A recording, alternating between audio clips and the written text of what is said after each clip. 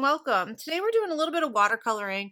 I made this card a little while ago and I had some questions on how I did this, so I thought I would share my process. The really cool part about this is that the things I used you probably have or have something very similar in your craft room. So I watercolored this with dye-based inks. The inks that I'm using today are from Ranger or Tim Holtz, same company. And I'm using carved pumpkin, ripe persimmon, fossilized amber, and peacock feathers. And I've just smushed them. I've just taken the lid off and smushed them onto my waffle flower watercoloring mat. You do not need to have a I'm sorry, that's a tongue twister. Waffle flower watercolor mat. You don't need to have one of those. Any non-porous surface will work for this. So like what I used before this was a piece of glass, like a glass mat, which I used for my X-Acto knife. I like this a little better. The reason I like this a little better is that this mat kind of grips the paper a little bit so it doesn't turn all over on you, and it kind of holds it down and kind of secures it. It's just kind of I don't know, it does it naturally. The mat does it, but you don't have to have it. It works just fine without it. So the next thing you need is a pen that is filled with water, and when you squeeze it, it just drips out a little bit of water. And I like to put a little bit on the side here, and then I can pick this up. And then what I'm going to do here is come over to my orange, pick up a little bit of orange, and this part is the really cool part. You just start filling in your pumpkins. Now, I wanted to show you the one trick that I did with my orange. This is carved pumpkin, and you know what? You can't get a better pumpkin color.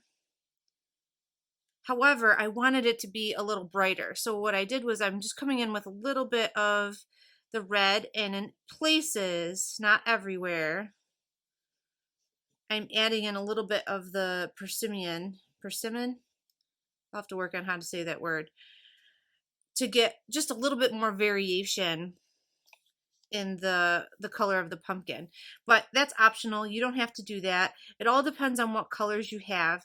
If you don't have these specific colors, it doesn't matter. Use any dye-based ink you have. That means, you know, most of your Stampin' Up! Inks, the ones that are dye-based, Close to My Heart, Hero Arts, just read the ink container and you're going to see if it's dye-based or not. Pigment ink doesn't work very well for this kind of technique, so you wouldn't use that. It's great for other things. Let's see, I'm trying to figure out which ones here I colored orange.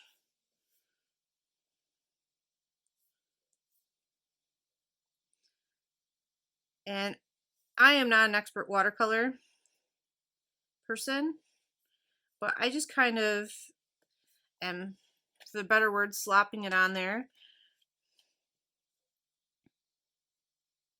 I like this when I have to make a lot of cards because I think watercolor for me is much faster than Copic. If I were to color this with Copic markers, it would take me quite a bit of time. Probably an hour, probably maybe even longer. There's a lot of pumpkins on here.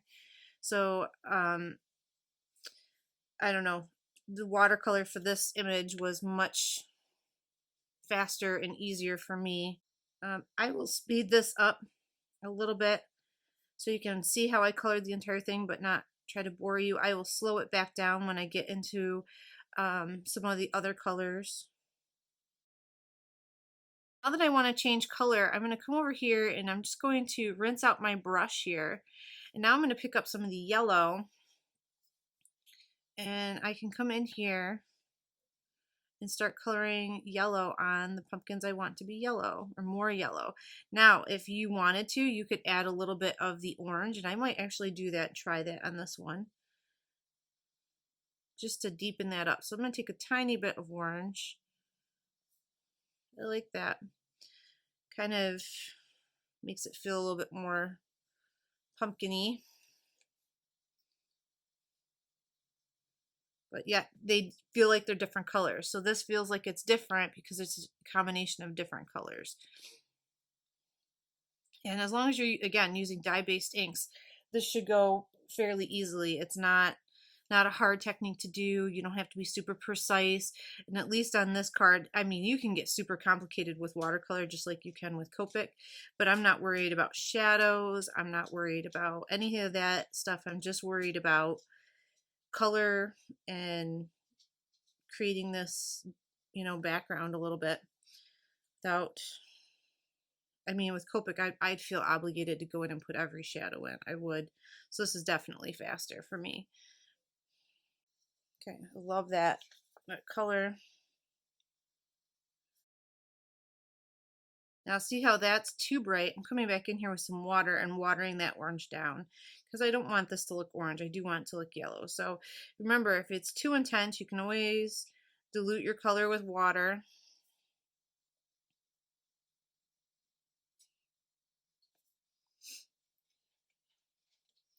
I'm really liking how that looks. Okay, I might squeeze out a little more water here, clean my brush off. Now I can pick up some blue, and I'm going to come in and do my blue pumpkins. Now these, I have a lot of water on my brush because I just squeezed it. And see how diluted my blue is? That's okay. I can come back and fix that. So I'm going to come back over here and work on another one. What we're going to do is go over the blue pumpkins twice to add a little bit more blue color because I really want the blue to pop. That's our pop of color on this card.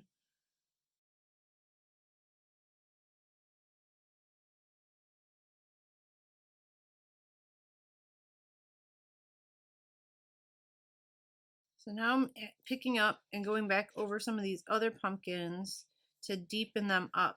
And as I'm adding another layer, hopefully you can tell that these are getting darker.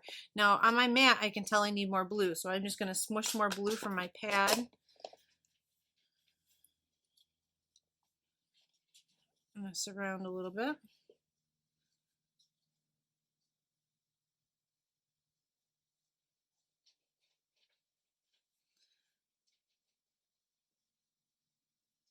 I really like this shade. So I'm going to try to work the rest of the pumpkins to get up to that level of color. And again, I hope you can tell here, this is meant to be so easy, fast. This is a great way to do if you're sending out a bunch of like Thanksgiving or fall cards to family. This is a great technique to do this because it is pretty fast to get the color on there. And this does not take a long time to dry.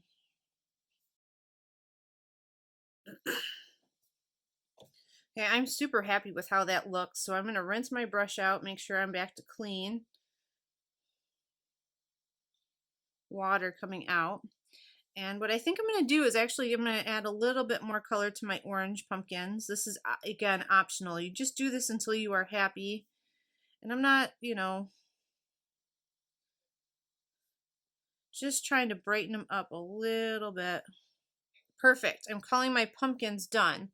Now, I didn't have this color in a pad, but I did have it in a distress marker. I think these have been discontinued, and I've put on my list to order a distress ink pad in peeled paint. But if you have Stampin' Up! Markers or distress markers, what you can do is color onto your mat with your marker, and you can go ahead and pick that up with your water pen, and it works the same way. And you can start brushing on green onto the leaves, and then you have your color. So if you're looking for a more compact way, or if you like to travel or color outside with and watercolor, getting markers that you can color on your mat is a nice way to carry a lot of colors with you without having, all that bulk of a pad, lots of colors to choose from. And I probably will put 2 coats on the leaves as well because they are so much, right now they look so much lighter than the pumpkins. I want them to stand out as well. I'm just continuing to build up the color in the spaces to get it to where I want it to be. Actually, let's take a break from the green. I'm going to come back and do brown. So I'm going to do the same thing. This brown is called Ground Espresso. Again, I didn't have the full pad. And now I can pick some of this up and do the stems. This way I let my leaves dry a little bit. That'll help build up the color.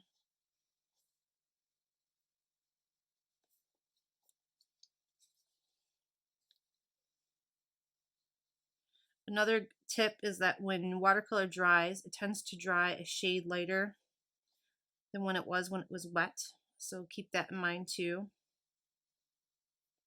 And you'll get used to these things as you do more and more watercolor. It'll start to be more like, I don't know, natural, just like anything else. You're like, okay, I know what I need to do to make that look darker. Like as these leaves dry, they're going to be very pale green, and I don't want that to be. That's why I want to build up more color.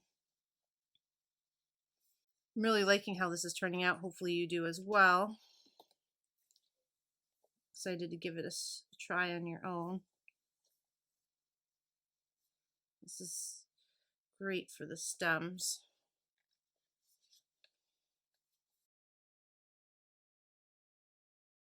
I think the stems look great, so I'm going to clean the brown off. I'm going to go back to my green. Hopefully the letting it dry a little bit helped darken these up. Kind of feel like I'm dropping in color. I'm kind of just patting it down and letting it dry. Okay, I'm pretty happy with how those leaves look. Hopefully you guys like that as well. So again, I'm just going to rinse my brush off here. Now I've scribbled some gray, and the gray is called pumice stone. And I'm going to pick up the gray, and what I decided to do here was drop this in the white spaces between the pumpkins. The reason is I wanted to tone down the white paper. I wanted the pumpkins to be the star of the show, and when we put the white, see my original, I have a white oval on top. See how there's gray here? I wanted this to pop up off with all that color, so I'm going to put some gray in here to help make the focus be on that white oval. And I'm just putting it in any place that I think will show when I have my oval on top. And again, it's just to soften. This is optional. I just did this to soften those white areas.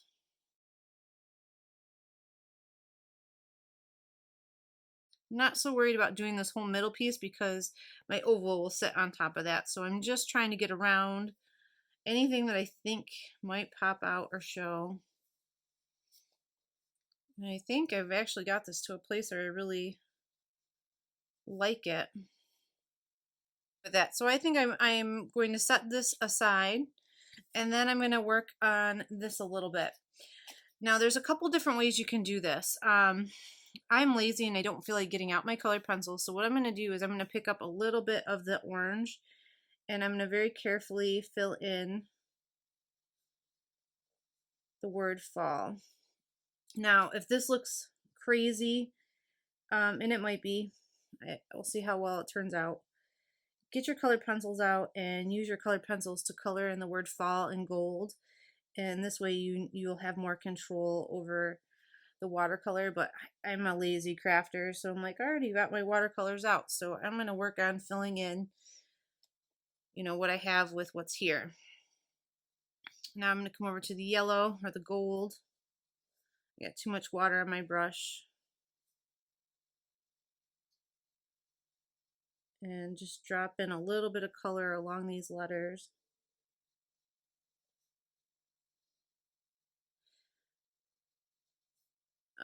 This paper that I use for this is not watercolor, and there's a couple reasons I chose to do that. Is that when you stamp on watercolor paper, it kind of is bumpy and rough, and I don't like the way it looks as much as regular cardstock. So this is just regular cardstock. We're using such a small amount of water that I think this is going to work out just fine. If we were, you couldn't do the pumpkin background on regular cardstock. That was watercolor paper.